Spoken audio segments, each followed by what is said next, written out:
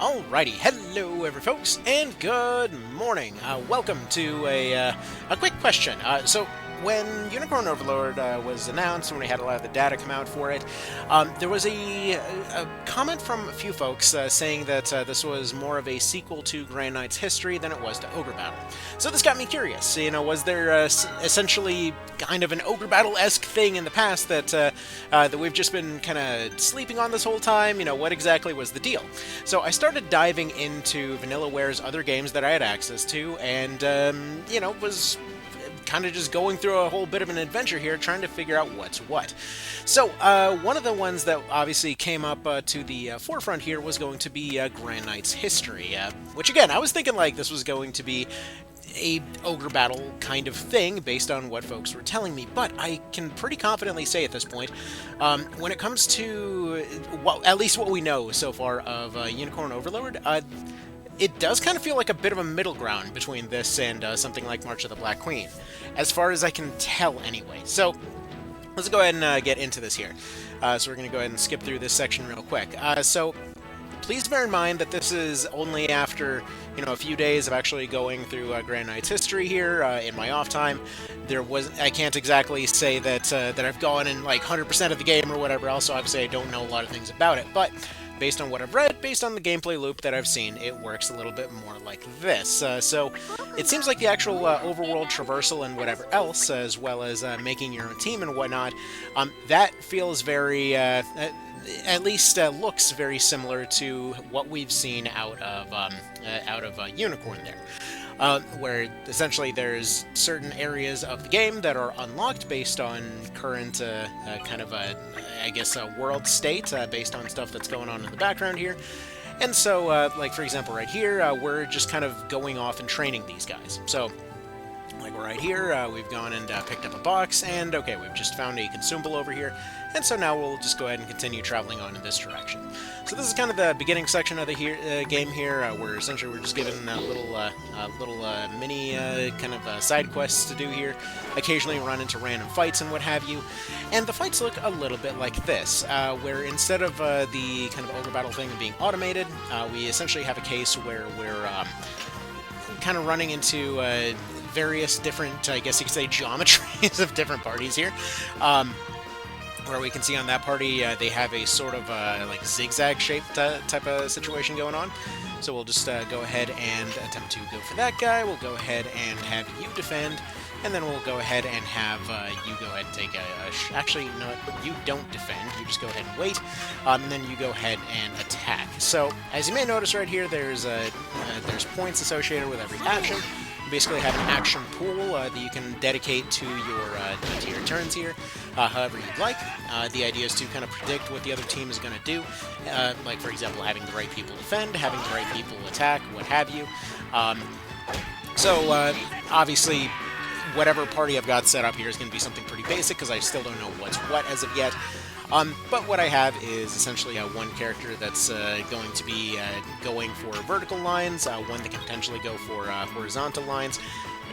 Right now, that's not really particularly necessary. One that heals in order to keep the party going on the field here. And then one guy that's usually there just to blind everybody, but in his case right here, it's not really necessary. Now, I will note one thing that's come up a few times in discussions and whatnot as far as Vanillaware's art style. They're really good at this well animated hand drawn kind of aesthetic here. I will say the only one I've actually seen of their games that was as well egregious as Dragon's Crown was just Dragon's Crown. I don't think we're gonna run into as much of a complete and utter TNA all day type situation when it comes to Unicorn there. It seems like in general everything is there for the purpose of just making the game look and feel good there, as it were. But anyways, as you can see here, the general gameplay loop is basically you're traveling around a map, you run into fights, some are harder than others, like this is basically a traveling boss fight right here. And yeah, you eventually get over to your objective, which you hopefully complete, and then you use that to train up this particular party, and then once this party is trained up, you send them into the war. And then the war is kind of like a conquest map kind of situation. Truth be told, the way I'm understanding it is that it's meant to be played online, because I couldn't really tell what the actual point was to the war map. It seemed like repeatable fights for the purpose of repeatable fights. I'm assuming something changes if you end up winning enough of them. I know that the starting party that it gave me stood next to no chance, so I'm not entirely sure what that all gives you. But it feels like it's meant to be more of a conquest type of situation. But overall, that seemed to be the loop here. Now, for those that are coming from the Vanillaware side that are unfamiliar with the Ogre Battle side of things, it works a little bit differently. Namely that, well, you know, I'll just go ahead and show it here real quick if we want to switch over. Just based off the cover art right here, I just want to point out that this is essentially a lot of the stuff that came out for Unicorn early on. Was stuff like this cover art here. This is essentially that was kind of the first flag, at least to our little community here, that this is definitely intended to be more of an Ogre Battle type situation. There's clearly stuff that's copying over from the Grey Knight's history type situation, which for those confused, by the way. I was really confused, I know, going into it as far as the difference between Grey Knight's history and Grey Knight's something else. I guess the original kind of director of the thing had left and then decided to go make his own remake, and then I guess somehow the two got separated out in different ways, and I guess they had some gameplay differences. I honestly don't know. I can't make that judgment call exactly, but yeah, as far as I can tell, it's as far as I can tell, they're primarily meant to be the same game, I guess. Anyway, let's go ahead and get in. Okay, so on the Ogre Battle side of things, it looks a little bit more like this. That instead of having, well, you do technically have the option to go back and revisit earlier maps and what have you for side quests and all of that. But primarily you're going and trying to conquer new areas here. Now, the deploy system that they used employed a timer, which definitely would be something new for this particular, I guess, gameplay format, and actually probably was something that arguably would be necessary. So I should mention, technically this also has a timer, but the timer is to get your good ending, to an extent. Also, actually, hold on, I just noticed there's an annoying little thingamajig. There we go, fixed it. So let's go ahead and pause it real quick and explain how this game works. So effectively what we're looking at here is a situation where you're thrown into a big map of some description, and there's going to be a Capitol building somewhere there. So it's going to look something like this, right? This was in a very, you know, for the time I thought this looked pretty good. I've heard differing opinions, but it does the job. This plays effectively like a board game. So essentially you have your squads that you can deploy from over here. So let's say we go over to our menu and we go ahead and deploy a unit. So let's say this one right here is going to be, for whatever reason, 3 Doll Masters and a Knight. So they're going to be a unit that's infantry. They've got 1 defensive unit in the front, and then they've got 3 area of effect attackers from the back. So we're probably going to want to put them in a pretty defensive position, so we'll just go ahead and probably put them somewhere close over here to go take over and guard this town. So we'll go ahead and deploy them over in this direction. Then we've got Warren. He's got his 2 Hellhounds, and he's a wizard in the back, so they're going to be attacking quickly, but they're not terribly defensive. We'll have them go and, let's say, you know, we'll actually just go ahead and have them back up that first team, just in case they need a little bit more oomph. So we'll go ahead and throw them over here. Then we've got Radish. Looks like they're going to be a cleric and archer, and oh my goodness, what are they doing this late in the game? Never mind. What do we got here? Gilbert's going to be a flying Terror Knight with 2 wyverns. So we want to send him to a few locations. So we're actually going to have him move over there. Actually, no, we're going to have him change his direction in a moment. We've got another guy here that's looks like a warlock, a dragon, and a golem. Again, fairly defensive. So we're going to have them take this town up in the front here. And then we're basically spending money for each of these deployments in order to have them accomplish different things. Next we've got a vampire, a couple of soldiers, and a golem. Once again, fairly defensive, but I think we're going to send them out to somewhere a bit more dangerous, namely over here. Just go take this town up here, and then we should probably send a flyer to go kind of clear the zone ahead of them Do we want to dispatch that one? No. Surely this team has some flyers. I don't remember what was going on. Please bear in mind that it's been a while. Oh, looks like we got a princess, a couple mermaids, and some knights. So we'll go ahead and have them fight near the water over here. Seems like it'd be a good place for those mermaids to be. And yeah, we don't want you. We don't really want you. We don't really. Actually, you're a ghost and a flying type. Okay, so they're a ghost and flying type, and we're going to go ahead and send them ahead to go capture this town. They have a ghost, which won't be taking damage. They've got a few other units that hopefully won't be getting too trounced over there. But anyway, we'll then go ahead also take our leader, our command squad over here, and we'll go ahead and start using their flying ability to start taking a few places. We're going to have them go over here. Actually, should probably mention that... actually, no, I should probably change what I'm doing with them entirely. So we'll go ahead and pause it. So, like, in this particular case, there's actually one feature that we did see in Unicorn to some degree. Oops, hang on, I'm messing with the settings because I accidentally touched the screen on my Steam Deck. So, let's go ahead and say we're going to set up a waypoint over here. We're going to have them patrol over there. I remember there being an item at the edge of this peninsula, so we'll have them go check out if there's anything over here. We'll have them go and check out if there's anything cool in these mountains, and then we'll have them go take this town over in this direction. And then we'll probably have somebody else go over there and kind of help secure that location. So you give everybody their orders, they all head out, and they all try to get those orders done. As you may have noticed, this is essentially somewhat similar to how things played in Unicorn Overlord there, where they were going and sending multiple units to different locations to accomplish different things, and ideally keep a hold of a particular area. Now, one thing that's worth noting here is that the scale is much more similar to its sequel, Ogre Battle 64, where it's essentially several towns within close proximity to each other.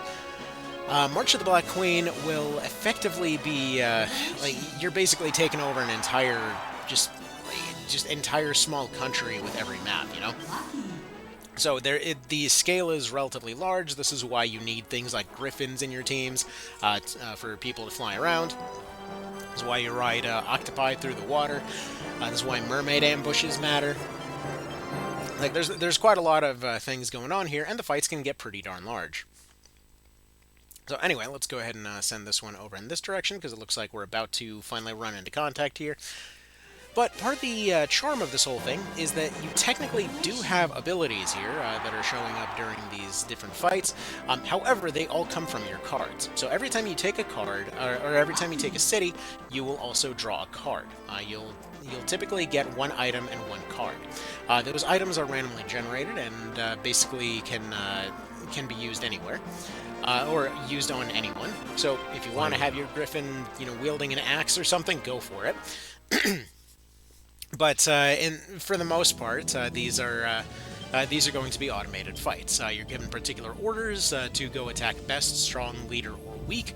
So best is basically just whatever the AI thinks is best. Apologize, throat's getting a little dry because it's, winter and all that. Strong is going to attack whoever's got the most HP, leader is going to be attempting to prioritize the leader, and then weak is going to attack whoever's got the lowest HP. Now, these are not random, and sometimes it may seem like those units are random, but we'll go ahead and let them take one action here, and then we'll interrupt real quick. So, the slice, he was just basically going for whoever was in front of him. The tail, they went for, again, whoever was in front of them. Each unit can kind of be seen as having a sort of a cone, like a damage cone in front of them, where they will attempt to attack whatever's within range. Certain attacks will just be blocked off, which is why you'll see cases of, like, let's say, knights and paladins and whatnot being put in front with their higher defenses, whereas you'll have some other units that are going to be put behind them with potentially like AoE attacks, ranged attacks, or anything like that. While this isn't the fanciest thing in the world, it definitely accomplishes that feel of being this gigantic, fantasy war kind of situation, because you'll have, for example, one ace squad sitting there and holding off against 5 enemy squads at the same time. You'll be going and stopping the fight in the middle of everything to go redo all of your formations into different stuff.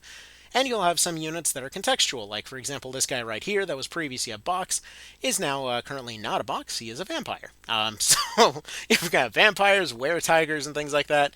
There's a lot of units that you get in weirdly specific ways. There's a lot of story events that'll play out differently depending on a combination of your reputation, as well as just kind of people in your party and whatnot. Again, it wasn't like... Okay, I say it wasn't like the entire game was different. The entire game was different. You would get different outcomes in different maps, and it was this combination of different outcomes in different smaller locations, leading to different endings, based on a combination of like your reputation, your main character's charisma, who you've saved. Like one of the situations that can potentially happen is, like, let's say you saved the previous king, and also recruited his most loyal knight there, and had really high charisma yourself, but also at the same time, your reputation was relatively poor. Or no, I think that was high reputation, low charisma, something like that. Some combination of the above. And it led to a situation where the people liked you, but the king was jealous because he didn't get put on the throne. So he has his knight assassinate you in the ending. In order to put himself back on his throne there. Now, anyways, as far as these fights go, while you do have some commands that you can input in the form of these cards, basically think of these cards as being similar to how they're employing the skills there in Unicorn, again, at least from what we've seen, where essentially you can just go and throw them in to affect the outcome of a fight.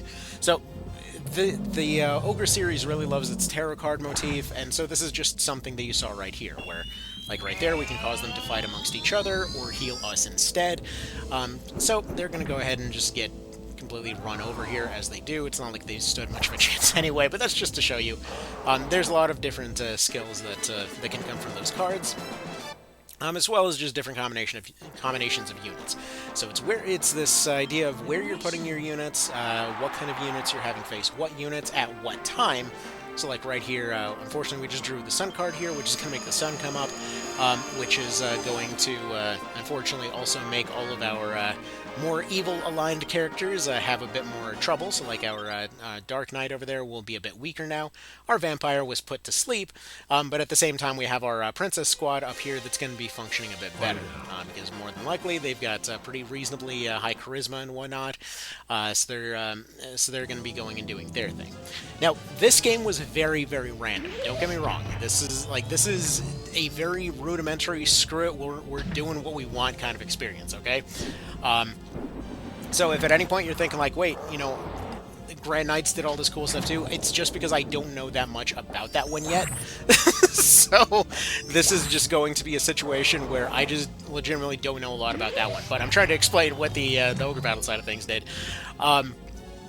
So in this particular case, to explain everything that's going on with this squad, as you saw earlier, that we have this squad led by a princess here, who is essentially giving everybody twice the number of attack actions per round. You might say, hey, that sounds really broken. That's because it is.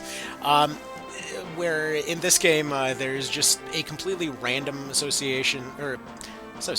just collection of different items that you can get.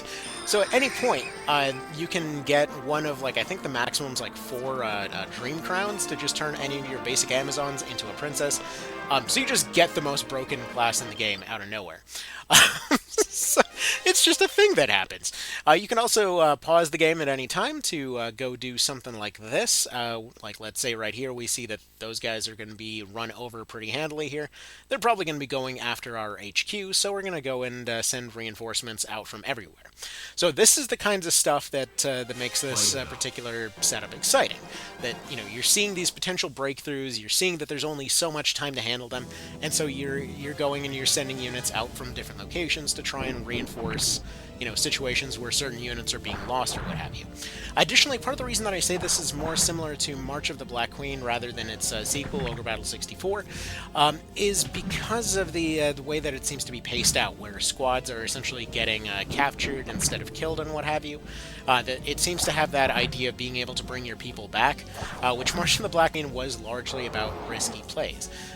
Where the only penalty to actually losing a unit was the fact that they would lose their accumulated experience towards the next level. Usually this didn't matter very much because it usually wasn't very much, like, if they end up winning a fight that they wouldn't have otherwise had a chance to win, they would end up getting a ton of experience. If they did, end up getting killed, they would just lose that experience and hopefully win the next one. Technically, every character and every squad and everything else has like charisma as well as alignment and whatever else and all these different RPG mechanics. But overall, that kind of stuff, you're kind of just doing broad strokes to fix a lot of that. That's not really something you necessarily kind of always get a perfect answer on. But then again, other things do, for example, affect alignment. So, like, this would be a fairly low alignment party. But right here, I have a card that would... here, what's the actual help tooltip thing? Is it here? Is it here? There we go. Damages all characters with low alignment exclusively. Let's see, we can do status ailments. We can do a magic shield here. Or no, moves enemies from the front to the back and vice versa.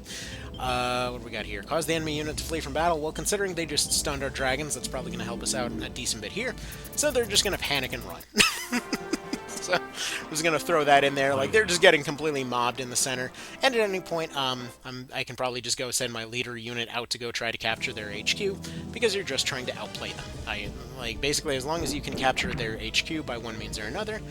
Usually this consists of you throw the front line into the middle to go distract all of their people, and then you send your fastest flyers with your hardest hitters to go take their capital, and then you go back and capture all of the towns in your kind of free roam mode in order to get all of your good alignments brownie points. Anyway, so as far as all this goes, based on what we've seen, like we've seen where they'll travel around the map, again, similar to Grand Knights there, but when it comes to the actual battle maps, it definitely looks more Ogre Battle-esque. There seems to be more of an emphasis on kind of automated fights, on having parties specifically tag in for each other, and there's actually one feature in particular that we saw in one of the trailers. Is it technically a trailer? I don't know. One of the teasers there. Wherein they had a choice over which party to actually deploy to go answer an incoming attack there, which is something that I've really wanted from these games for quite a while, but they were made absolutely ages ago, and we haven't really gotten too much in the way of, well, seeing the formula revisited up until now, which is part of what's made all of this stuff so exciting. So it definitely looks like they were aware of the limitations of the original system and seem to be trying to deal with it. Additionally, skill points seem like a good way to incorporate stuff that they've already used in a previous game. As far as I can tell, a lot of this, or not a lot of, but at least some of the skills that they were showing in the trailers seemed to be stuff that could be done in Grand Knights, I think. Again, unfamiliarity rearing its ugly head again, but as far as I can tell, it seemed to be like they were going for stuff that they've experimented with before over there, and then combining it with this kind of format for more of an overworld kind of situation. And then at the same time, it seemed like they were using more of a point system. But again, point system as to why it matters. This version used cards, so you basically effectively got like 1 point for capturing a place, let's say. There were items that allowed you to spawn more points if you wanted to, but that's basically what it ended up boiling down to. In the sequel, they used what was known as the Pendra system, which not everybody was a big fan of. Basically, the idea was that all of the abilities that you had got boiled down into these kind of elemental bombs that you could set off during your fights. So there was a far bigger emphasis on kind of build variety in your units, where the way that you built up certain people would change the way that you were doing different things. So, like, let's say you gave a healer or you gave a blessed sword to your knight. If you put him in the back row of a party, he would heal instead of attacking. And we did see some of that, I think, in some of the stuff for Unicorn. So maybe we'll see a bit more of that as well. But it would be very fascinating to see a marriage of all of these different ideas, you know? So anyways, that was kind of my 2 cents on the whole thing. While I do see that there's some stuff that they're carrying over from Grand Knights, the overall format of the thing definitely feels more Ogre Battle to me, as far as I can tell. Again, I might not know stuff, so, you know, if somebody knows that one a bit more, feel free to go ahead and correct me on anything specific there, but as far as I can tell, you know, it does seem to be marrying both of those ideas and not necessarily sticking to the original there. Now, as a bit of a side note, again, I've been going through all of Vanillaware's different kind of bits and pieces that I can get a hold of here. I can't try 13 Sentinels at the moment, just because it's Well, I guess technically I can. I don't have anything to particularly throw at that idea. Um, but I did try Odin Sphere. That seemed pretty neat. Very surprisingly mechanically dense, but not really sure I necessarily liked the gameplay loops of the three Vita games that they had, but I did really respect them from a mechanical perspective. It seemed like Dragon's Crown was an interesting kind of throwback to a lot of old D&D type stuff, when they when they were making more like arcadey beat 'em up type of deals. Um, whereas when it came to Odin Sphere, it seemed like it was extremely technical, but it was hard to kind of wrap my head around the whole plant mechanic for whatever reason. It just refused to stick in my brain there. And Muramasa, I really like the sword mechanics there, like the breaking swords and what have you. That was really dang cool. Pretty much anime on a level that like hurt my brain, but still very neat from an overall perspective there. Anyway, so that's all I got for this one for the moment here. Let me know what you guys think as far as whether it's leaning more one way or another. To me, everything about it screams like this is going to try to marry the ideas of the different Ogre Battle games together with what worked from their previous titles as well. Especially the art style. Like they really got a look, don't they? Um, Actually, one more thing I should mention to the Vanillaware folks that are looking in and wondering why I didn't mention Ogre Battle Prince of Zenobia. That's because we don't really acknowledge that one exists. I joke, but it's just like it's such a janky one that like nobody ever plays it. Like there's very little reason to play that one over this one because it's like, hey, we have this big strategic map. You can't see the enemy units. Cool, nice. Anyway, all right. I gotta get going though. Y'all have yourselves a good one, and thank you.